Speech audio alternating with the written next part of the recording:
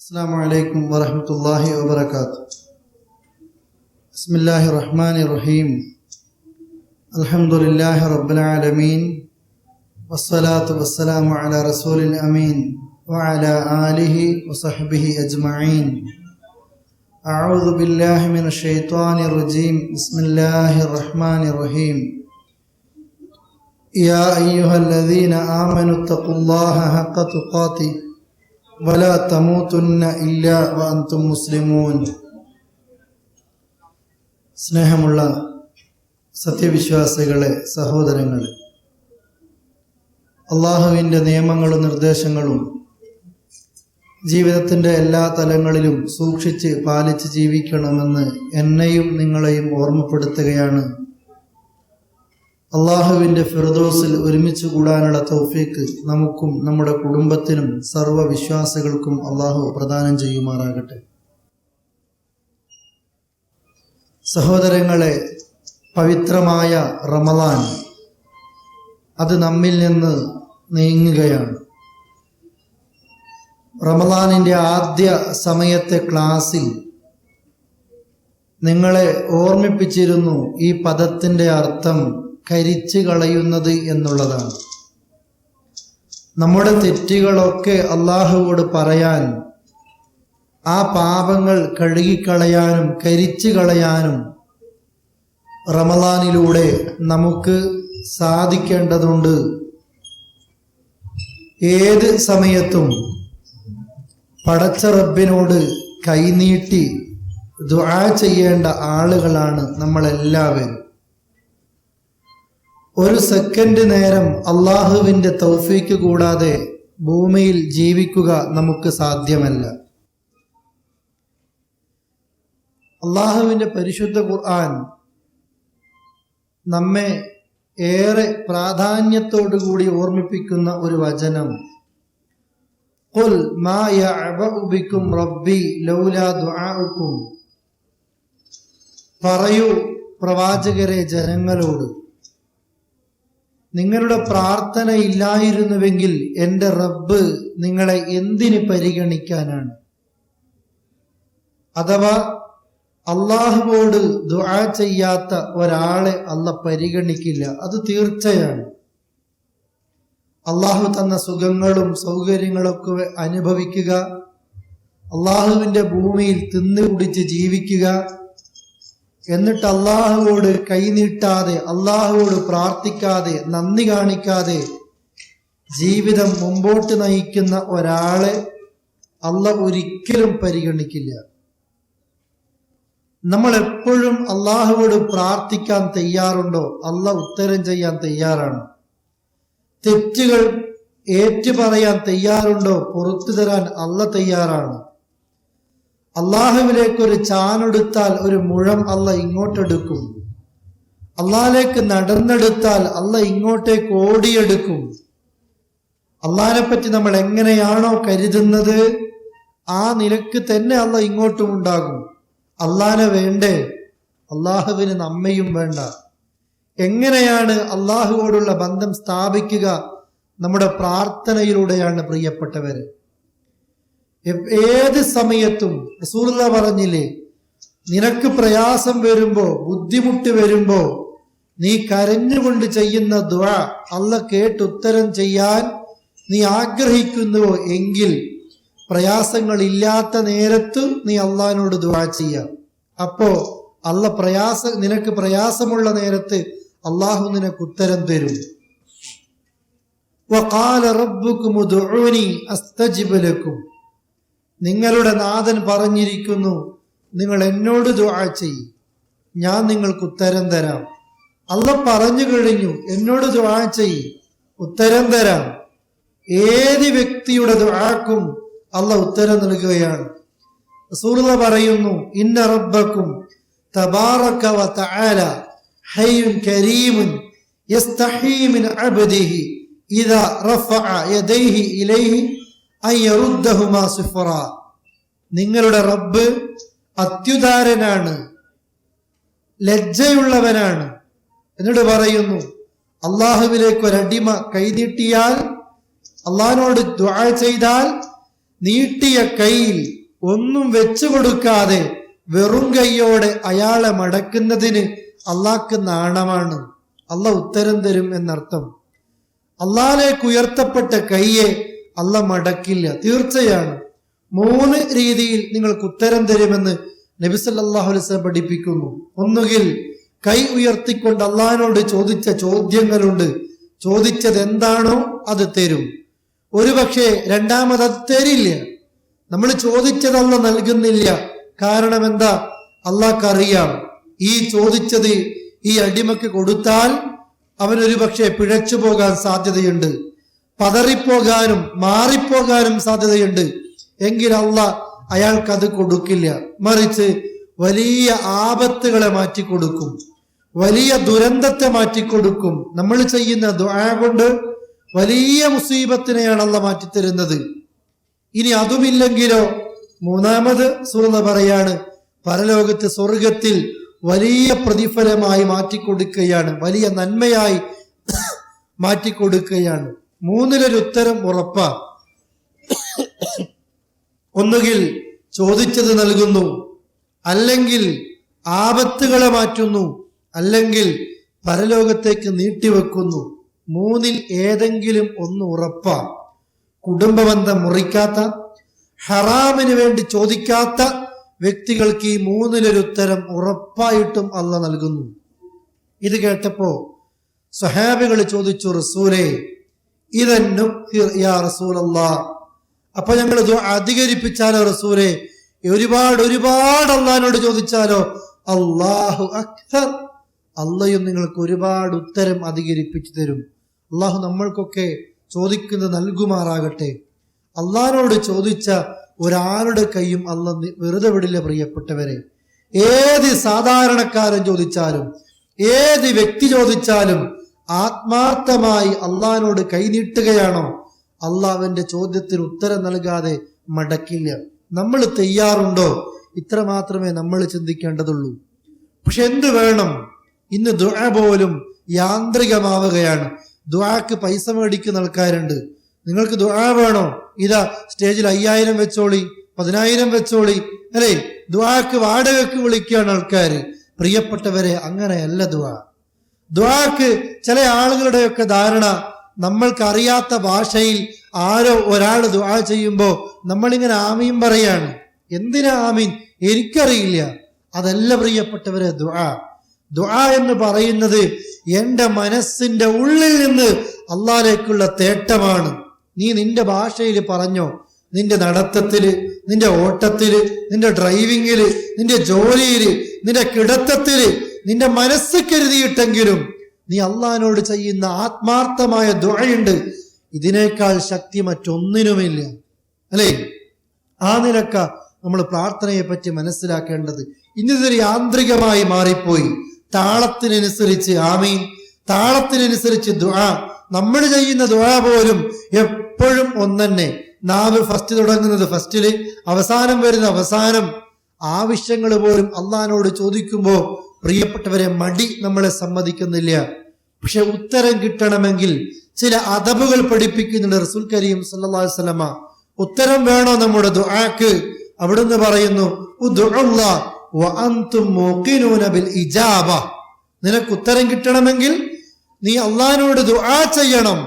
എനിക്കെന്റെ റബ്ബ് ഉത്തരം നൽകണം എന്ന ചിന്തയിൽ തന്നെ നീ ദുആ ചെയ്യണം. എങ്കിലേ അള്ളാഹ് ഉത്തരം തരും. എനിക്ക് ഉത്തരം കിട്ടണം. അള്ളാഹുവേ എനിക്ക് സ്വർഗം നൽകണേ എന്ന് പ്രാർത്ഥിക്കുമ്പോ നിന്റെ മനസ്സിൽ തട്ടണം, എനിക്ക് സ്വർഗം വേണമെന്ന്.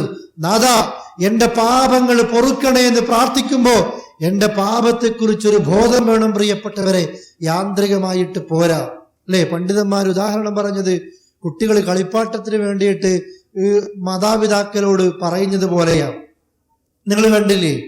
നിങ്ങൾ നാട്ടിലേക്ക് വിളിക്കുമ്പോ മക്കളോട് പറയാണ്, ഇതാ മോനെ മോളെ നിനക്ക് ഇന്നത് ബാപ്പ വാങ്ങൂട്ടോ, വാങ്ങി വെച്ചിട്ടുണ്ടോ, ബാപ്പ വരുമ്പോ തരൂട്ടോ. എപ്പോ പിന്നെ വിളിക്കുമ്പോഴും ഈ കുട്ടിക്ക് ആദ്യം ചോദിക്കാനുള്ളത് ബാപ്പന്റെ കാറ് മേടിച്ചോ, ബാപ്പന്റെ ഉടുപ്പ് മേടിച്ചോ, അല്ലേ?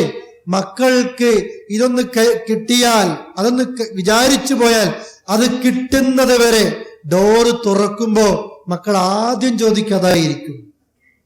ഈ മക്കൾ ഒരു ഷോപ്പിങ്ങിന് പോകുമ്പോ ഒരു കളിപ്പാട്ടം കണ്ടാൽ അത് വാങ്ങിത്തരുമെന്ന് ചോദിച്ചാൽ അത് വാങ്ങി കയ്യിൽ കിട്ടുന്നത് വരെ കരഞ്ഞുകൊണ്ടിരിക്കും അവര്. ഇതുപോലെയാണ് അള്ളാഹിനോട് ദുആ ചെയ്യേണ്ടത്.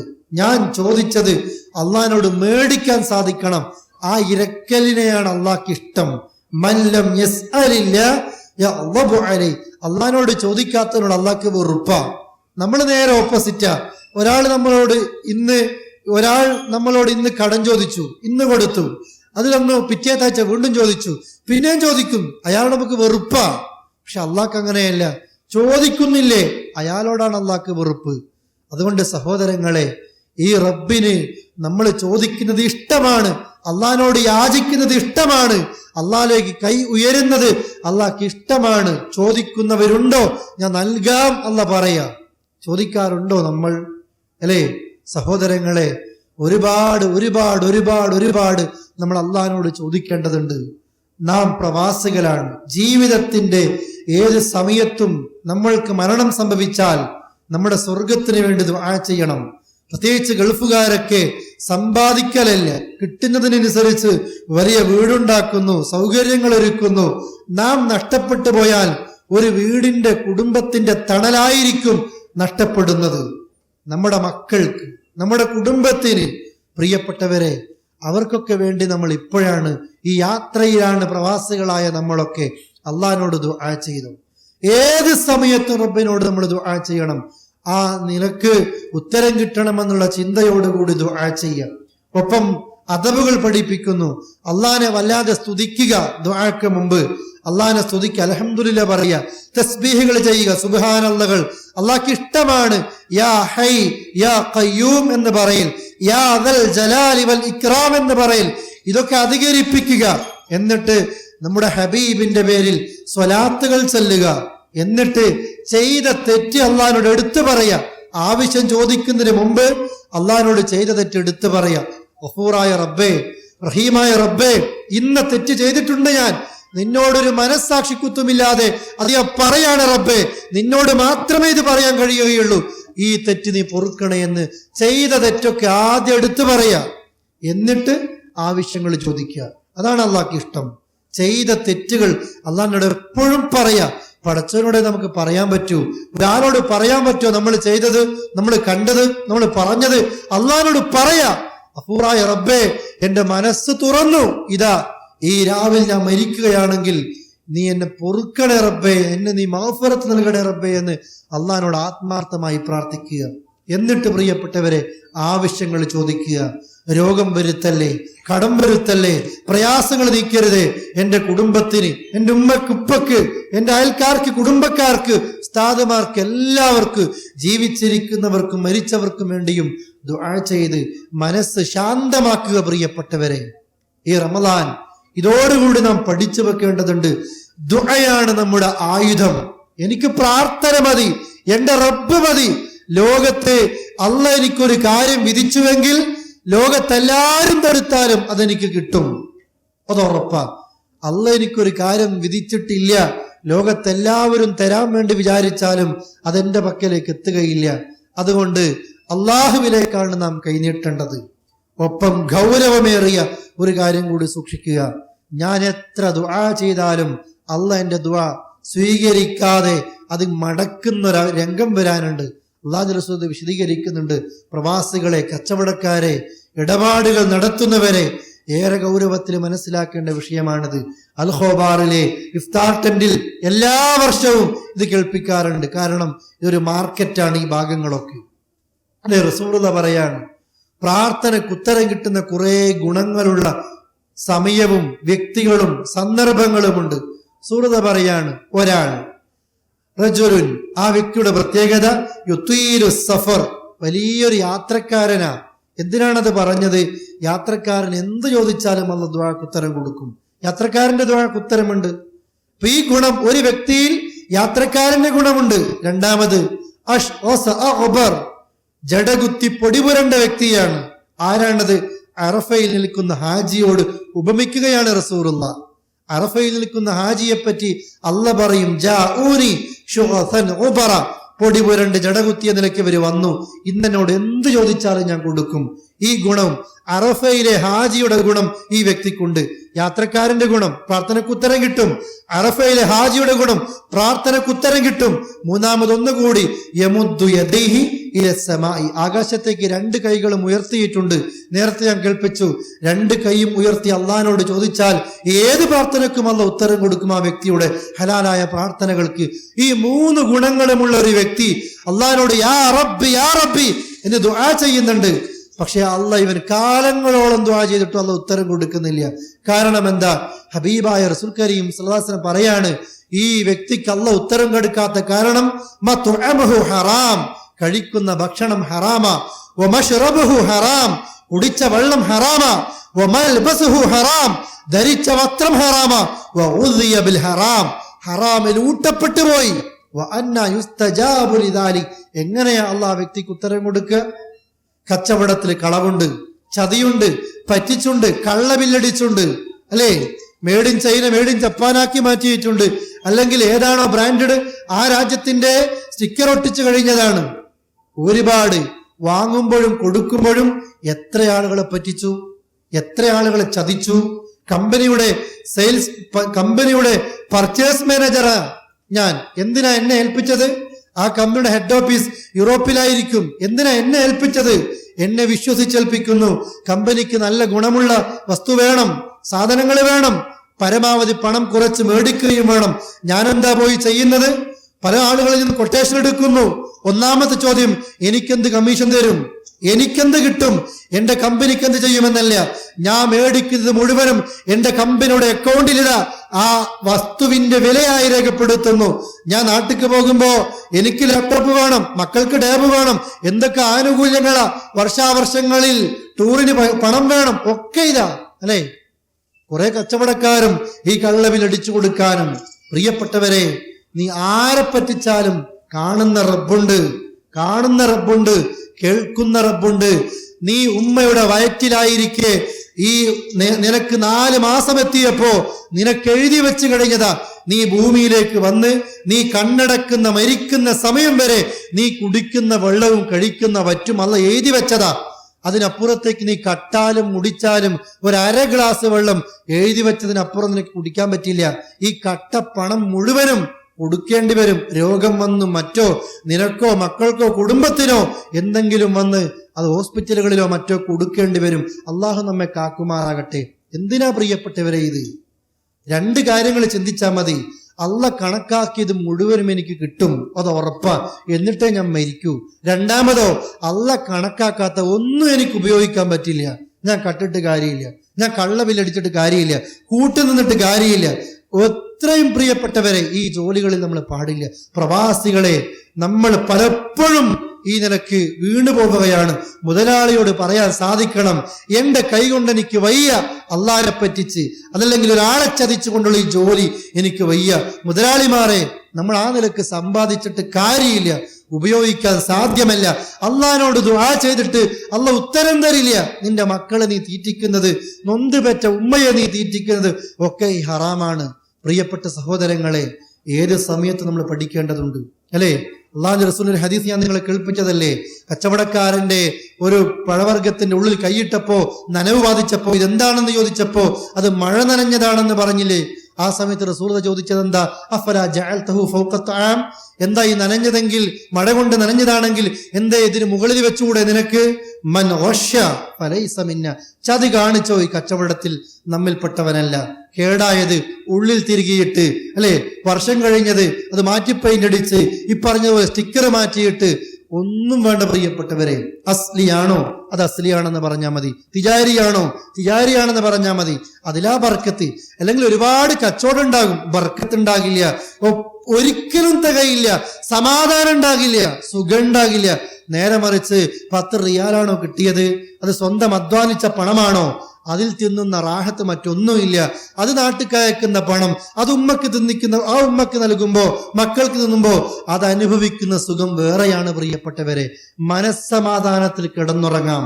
ഏത് സമയത്ത് മരണം പിടികൂടുമ്പോഴും ഒരാളോടും ഹക്ക് പറയാനില്ലാതെ, ഒരാളോടും ഒന്നും പറയാനില്ലാതെ ശാന്തരായിക്കൊണ്ട് അള്ളാഹുവിലേക്ക് യാത്രയാകാം. ഇല്ലേ പ്രിയപ്പെട്ടവരെ? നീട്ടുന്ന കൈ നീട്ടുകയല്ലാതെ ആ വ്യക്തിക്ക് അല്ലാഹു ഒരിക്കലും ഉത്തരം കൊടുക്കില്ല. അതുകൊണ്ട് ഹറാമിന്റെ സമ്പാദ്യം ഒരിക്കലും നമ്മളിൽ ഉണ്ടാകാൻ പാടില്ല. പ്രാർത്ഥനക്ക് അല്ലാഹു ഉത്തരം തരില്ല. പ്രിയപ്പെട്ട സഹോദര, ഗൗരവത്തിലാണ് ഈ വിഷയം നമ്മൾ ആലോചിക്കേണ്ടത്. എന്നെ ആരും കാണാനില്ലെങ്കിലും, ആരും അറിയാനില്ലെങ്കിലും, ആരും കേൾക്കാനില്ലെങ്കിലും എന്നെ അറിയുന്ന കേൾക്കുന്ന റബ്ബുണ്ട്. ആ റബ്ബിന് പൊരുത്തമില്ലാത്ത ഒരു ഇടപാടുകളിലും നോമ്പുകാരനായോ അല്ലാതെയോ റമദാനിലോ അല്ലാത്ത മാസങ്ങളിലോ ഞാൻ ഉണ്ടാകില്ല എന്ന് പ്രിയപ്പെട്ടവരെ നമുക്ക് തീരുമാനമെടുക്കാൻ സാധിക്കണം. എന്നിട്ട് ശാന്തനായിക്കൊണ്ട് അള്ളാഹിനോട് ദുആ ചെയ്യുക. പ്രാർത്ഥനയ്ക്ക് ഉത്തരം കിട്ടുന്ന സമയങ്ങളെ സൂക്ഷിക്കുക, പഠിച്ചു വെക്കണം. നമ്മൾ ഓരോ ബാങ്കിനും ഇഖാമത്തിനും ഇടയിലെ സമയത്ത് പ്രാർത്ഥനയ്ക്ക് ഉത്തരമുണ്ട്.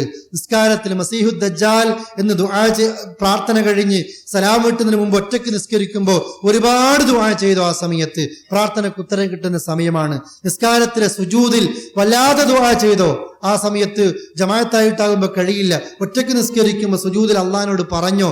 ഒരടിമ ഏറ്റവും കൂടുതൽ അള്ളാഹിനോട് അടുക്കുന്നത് നിസ്കാരത്തിലെ സുജൂദിലാണ്. ആ സമയത്ത് പ്രാർത്ഥിച്ചോ. നമ്മളിപ്പോൾ അത്താഴം കഴിക്കുന്ന നേരം, റമദാൻ കഴിഞ്ഞാലും ആ നേരം ബാക്കിയുണ്ടാകും. ആ സുഹൂറിന്റെ നേരം, അള്ളാഹ് ഒന്നാം ആകാശത്തേക്ക് ഇറങ്ങി വരുന്ന സമയത്ത് എന്നോട് എന്ത് ചോദിച്ചാലും കൊടുക്കാം, തൗബ സ്വീകരിക്കാം, തെറ്റുകൾ പൊറുക്കാം എന്ന് അള്ളാഹ് പറയുന്ന നേരമാ. ആ സമയത്ത് പ്രാർത്ഥിച്ചോ. അതിനപ്പുറത്തേക്ക് നടത്തത്തിലും ഇരുത്തത്തിലും ഡ്രൈവിംഗിലും ജോലിക്കിടയിലും കിടത്തത്തിലും റെസ്റ്റിലും എപ്പോഴും ദുആ ചെയ്യുക. അള്ളാഹു നമ്മെ അനുഗ്രഹിക്കുമാറാകട്ടെ. അസ്സലാമു അലൈക്കും വറഹ്മത്തുള്ളാഹി വബറകാതുഹു.